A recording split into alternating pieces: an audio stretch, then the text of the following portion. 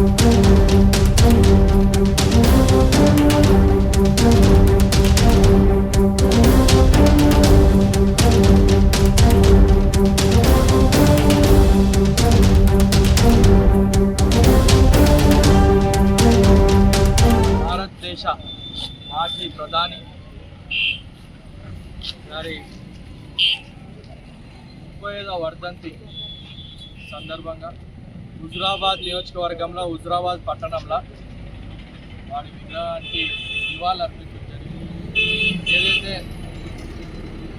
వారి ఆశయాలను, వారి ఆలోచన విధానాన్ని ముందుకు తీసుకుపోయే క్రమంలో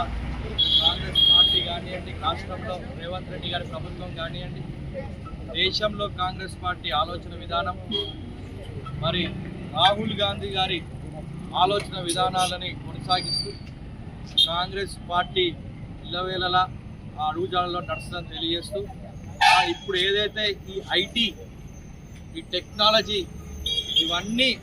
ఇప్పుడు మనం చూస్తున్నామంటే, ఇప్పుడు మీరు తీసే మొబైల్ ఫోన్లో రికార్డింగ్ చేస్తున్నామంటే, ఈ కంప్యూటర్లు వచ్చినాయంటే దానికి పునాది వేసింది ఆనాడు రాజీవ్ గాంధీ అని నేను